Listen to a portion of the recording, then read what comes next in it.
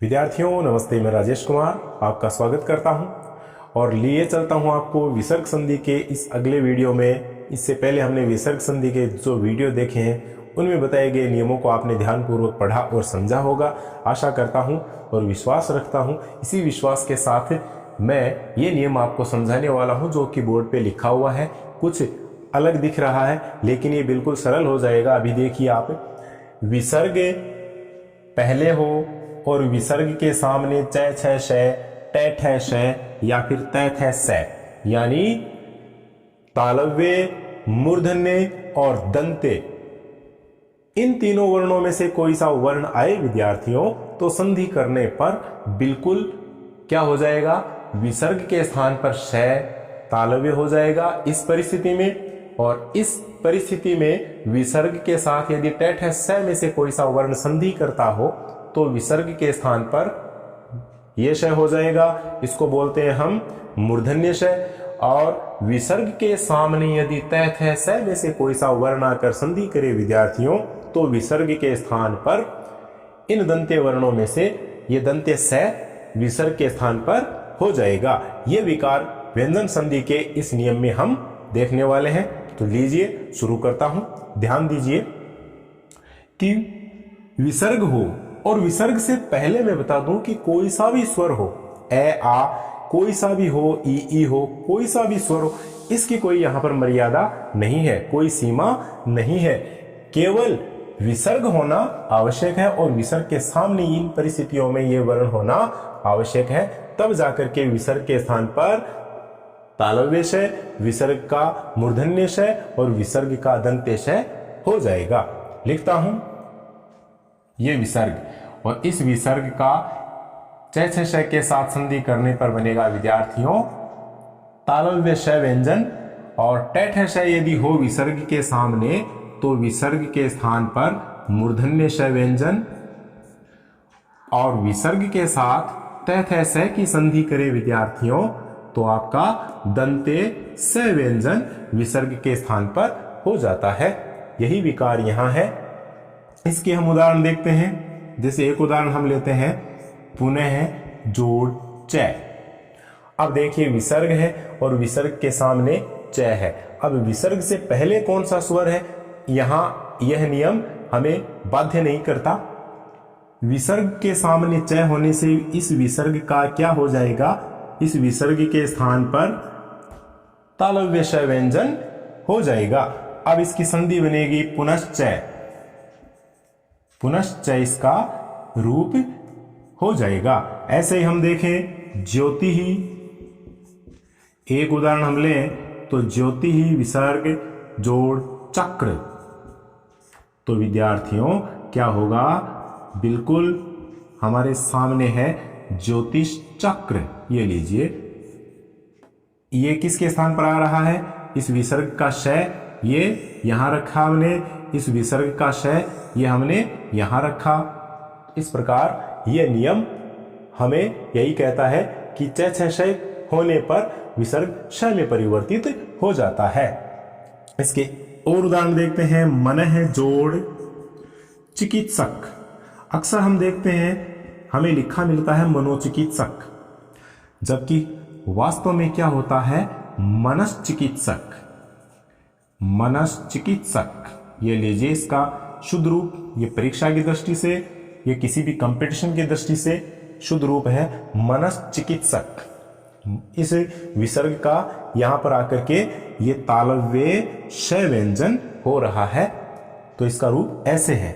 मनोचिकित्सा नहीं होता है, मन है जोड़ चिकित्सा। तो लीजिए इसका रूप बिल्कुल ऊपर वाले शब्द से मिलता जुलता है विद्यार्थियों। आप मनश्चिकित्सा कीजिए, इसका मनश्चिकित्सा ऐसे, ये हो गया मनश्चिकित्सा। ऐसे ही हम देखें तो पुरः जोड़ चरण। पुरः जोड़ चरण बराबर इसका हो जाएगा पुरश्चरण। इसका विद्यार्थियों पुरश्चरण रूप हो जाता है। ये इस नियम के तहत आने वाले श्रेष्ठ उदाहरण है जो ये कहते हैं कि विसर्ग का कब जाकर के तालव्य श व्यंजन बनता है। तो इसको ध्यानपूर्वक पढ़िए। विसर्ग के साथ च की संधि हमने की और विसर्ग का श बनाया। अब हम बनाते हैं विसर्ग के साथ छ को लेकर। तो एक उदाहरण है अंतः जोड़ छिद्र।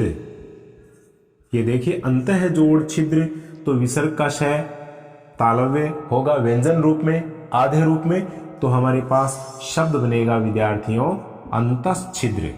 ऐसे ये अंतःछिद्र हो गया।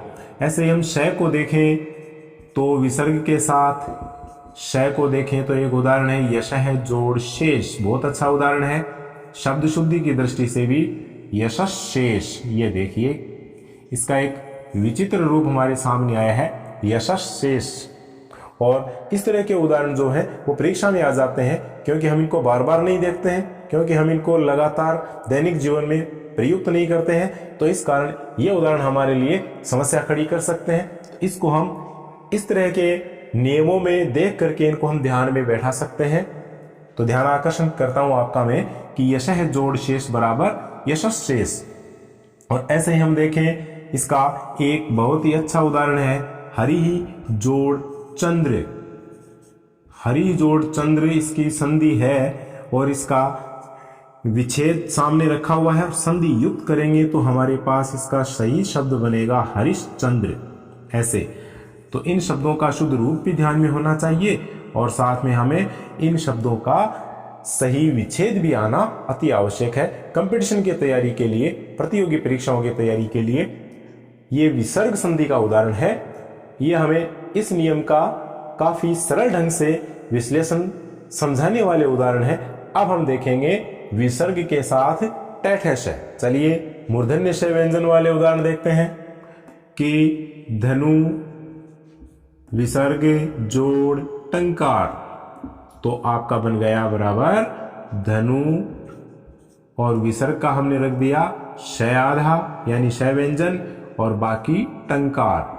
तो लीजिए हमारे पास शब्द हो गया धनुष टंकार। ऐसे ही अब ये ठ है तो मैं बताऊं कि ट वाले उदाहरण तो हमें मिलेंगे, लेकिन ठ वाले उदाहरण विसर्ग के साथ ठ से शुरू होने वाले शब्द की संधि हम देखें तो विद्यार्थियों, क्योंकि नियम तो यही है च छ श ट ठ श और त थ श, विसर्ग से संधि करने पर श बनता है, मूर्धन्य श बनता है और दंत्य श बनता है। लेकिन विसर्ग के साथ ठ से शुरू होने वाले शब्द हमारे हिंदी भाषा में, हिंदी शब्द भंडार में बहुत ही कम या न के बराबर है।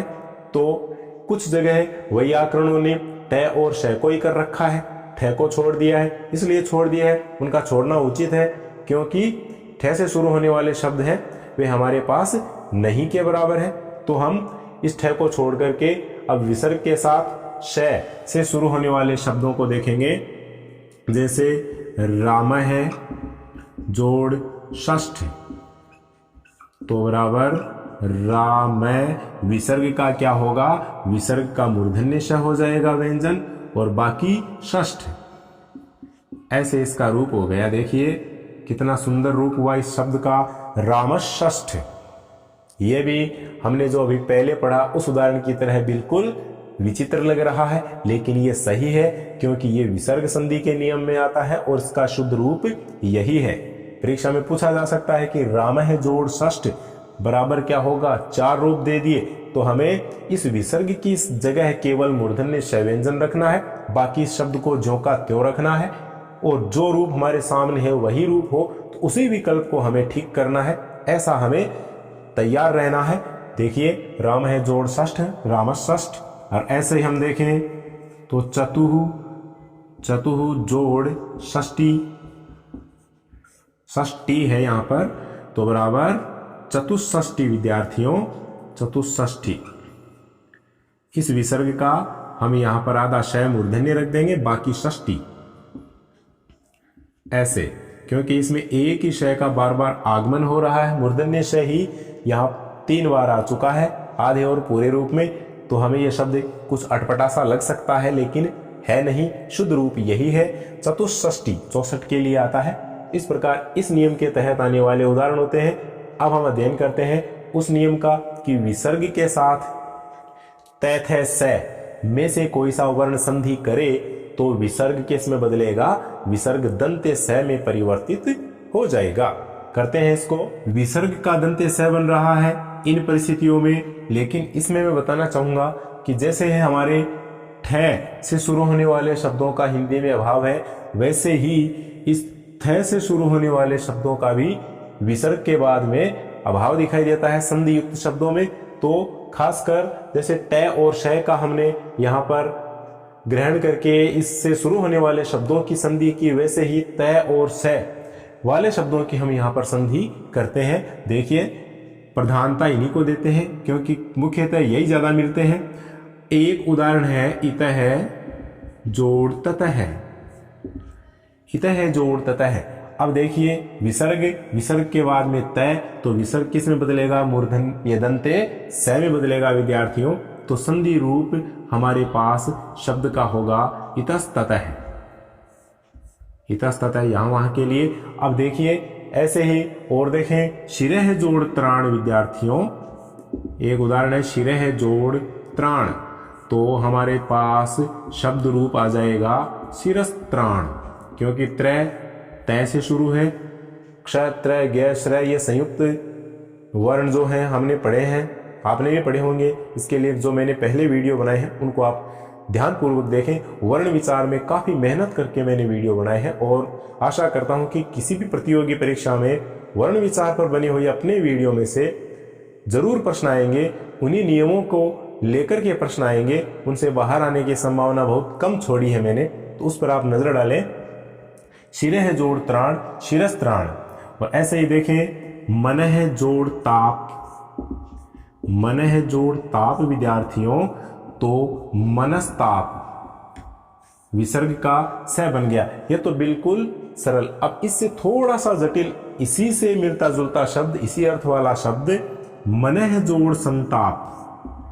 मनह जोड़ संताप यदि आए हमारे पास तो शब्द रूप थोड़ा सा भिन्न होगा, क्योंकि विसर्ग का क्या बन रहा है, विसर्ग का दंते स व्यंजन बन रहा है, बाकी संताप। अब यदि परीक्षा में हमारे दिमाग की क्षमता को परखने के लिए पेपर निर्माता ऐसा कर सकता है कि मनस्ताप और मनस्संताप में कौन सा शुद्ध है कौन सा अशुद्ध है, तो नियमानुसार दोनों संधि के उदाहरण हैं और दोनों ही रूप शुद्ध हैं। तो कहीं इसमें आप भ्रमित मत होना। इस तरह से हमें इस नियम को लेकर के संधि विच्छेद सही करने हैं। ये दोनों हमने पहले पढ़े, ये हमने अब पढ़ा। तो इस प्रकार नमः जोड़ते भी इसी में आता है। नमः जोड़ते विद्यार्थियों बराबर नमस्ते। नमः जोड़ते विसर्ग के बाद में तय, तो बिल्कुल विसर्ग का दंते स। ये नियम बड़ा महत्वपूर्ण है, बड़ा सरल है, बड़ा आकर्षक है। इसको आप पढ़ें, पूरा ध्यान दें। और इसी को लेकर के इसी नियम से मिलता जुलता एक और इसी में नियम है, वो भी मैं आपको बता रहा हूं। इस नियम से मिलता जुलता वह नियम है कि विसर्ग से पहले, यहां विसर्ग से पहले कौन सा स्वर हो कोई सीमा नहीं रखी गई है, लेकिन इस नियम में सीमा है, तो इससे मिलता जुलता है। क्योंकि मिलता जुलता इसलिए कि वहां भी विसर्ग का मूर्धन्य श बन रहा है। एक तो यहां बन रहा है, एक उस नियम में बन रहा है। नियम कहता है कि ई या उ, यानी विसर्ग से पहले ई या उ में से कोई सा स्वर हो और विसर्ग के सामने क, प और मैं से कोई सा व्यंजन आए साथियों, तो विसर्ग का संधि करने पर इस विसर्ग का क्या बनेगा, इन दोनों परिस्थितियों में मूर्धन्य श ही बन जाएगा। ये देखिए इस विसर्ग का मूर्धन्य श ही बनेगा। जैसे देखिए आविहि जोड़कार बराबर साथियों आविष्कार। विसर्ग किस में बदल गया, विसर्ग की जगह मूर्धन्य श आ गया, आविहि जोड़कार। ऐसे हम देखें वपुः जोड़ मान। विसर्ग से पहले क्या है, उ, यहां विसर्ग से पहले ई और विसर्ग से पहले उ और सामने मैं, तो क्या हो गया, विसर्ग का वपुष्मान, विसर्ग का बन गया आपका ये मूर्धन्य श व्यंजन और शब्द हमारे सामने आ गया वपुष्मान, सुंदर शरीर वाला। और ऐसे ही हम देखें तो इसके और उदाहरण हो सकते हैं, जैसे आयुष्मान, जैसे आयुष्मती, जैसे चतुष्पथ, जैसे चतुष्पाद, ये इसी कोटि के उदाहरण हैं। इनका हम विच्छेद करें तो विद्यार्थियों आयु जोड़ मान, आयुष्मान का संधि विच्छेद है, पूछा जा सकता है क्योंकि ये बहुत कम पूछा गया है। तो आयु जोड़ मति, आयु धन मति, इसका विच्छेद हो गया आयुष्मान आयुष्मती, ये पुल्लिंग ये स्त्रीलिंग। चतुष्पथ, चतुः जोड़ पथ, ये इसी कोटि के उदाहरण हैं क्योंकि इनमें विसर्ग से पहले उ या ई की ध्वनि है और विसर्ग के सामने इनमें से कोई सा वर्ण है। तो ये इस नियम के आने वाले बहुत ही अच्छे उदाहरण हैं और ये हमारी भाषा में परिष्कार करके हमारे शब्द भंडार को बढ़ाने वाले उदाहरण हैं। तो आप अपने शब्द भंडार को बढ़ाते जाएं और संधि को आसानी से समझते जाएं। इस वीडियो पर बिल्कुल बने रहें और इस चैनल पर हमेशा आने वाली वीडियो को देखने के लिए आप इस चैनल को सब्सक्राइब करें। आशा करता हूं आपके ये नियम और इस नियम के तहत मैं जिस भाषा का प्रयोग कर रहा हूं, जिस तरीके को लेकर चल रहा हूं, वो आपके समझ में आ रहा होगा। यदि आ रहा है तो अपने साथियों में इसको बांटिए, शेयर कीजिए, लाइक कीजिए और सब्सक्राइब अवश्य कीजिए। मिलते हैं अगले वीडियो में फिर से। धन्यवाद। जय हिंद, जय भारत।